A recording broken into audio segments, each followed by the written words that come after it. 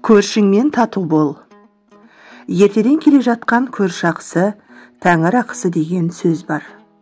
Бұл сөздің шығу төркіні діни аңыздарда былай баяндалады. Мұхаммед пайғамбар миғражда бір бейбақтың екінші бір кісіге жабысып соңынан қалмай жүргенін көреді. Ол қайда барса да хақымды бер деп қасынан бір елі ажырамайды. Ей, бұл адамда не ақың бар? Не істеді саған? Деп сұрайды.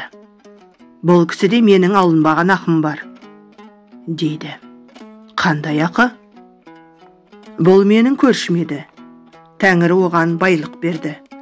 Ауласынан үнемі ауқатты адамдар арылмайтын. Ал мен өте кедей, пақыр болдым. Күнде оның есігіне сығалап телміріп тұратынмын. Ол маған көзінің қиығында салмайтын. Бала-шағам аш жатты. Бір татым нанға зар болдым. Тәңірі дәулетті бір басына үйіп бергенде, ішіне кедей кепшіктің несібесін берген еді. Бұл байлығын қажетсіз жерге шашты. Қияметте екеуміз қатар келіп, Алла берген соң хақымды сұрап жүрмін, дейді. Пайғамбар бұрынғы байға қараса, мүсәпір күйге түскен екен. Көршісіне қарауға беті шыдамай қарайып кетіпті. Пайғамбардың алдында жер шұқиды. Пайғамбар: көрші ақысы тәңір ақысы.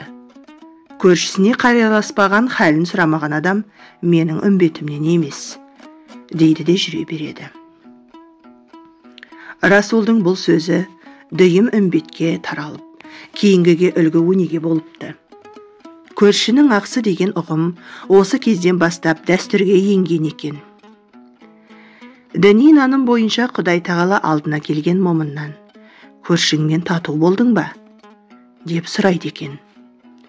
Көршісіне қиянат жасаған адам тозақтың отына түседі. Ал көршісімен тату тәтті өмір кешкендердің жаны жұмақта болады.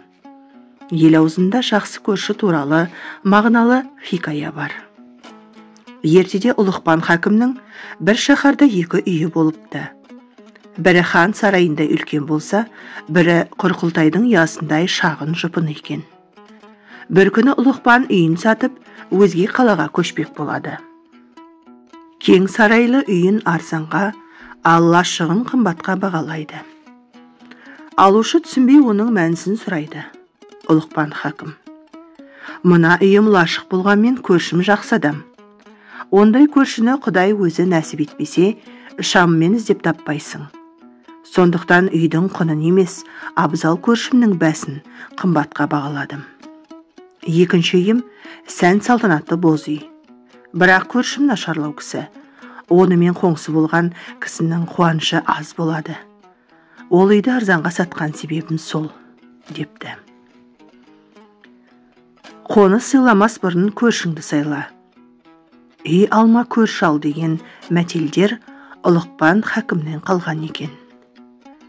Көрші жайлы қазақ арасында да ұлым жақсы болсын десең, ұлы жақсымен, қызым жақсы болсын десең, қызы жақсымен көрші бол деген сынды мақалдар бар.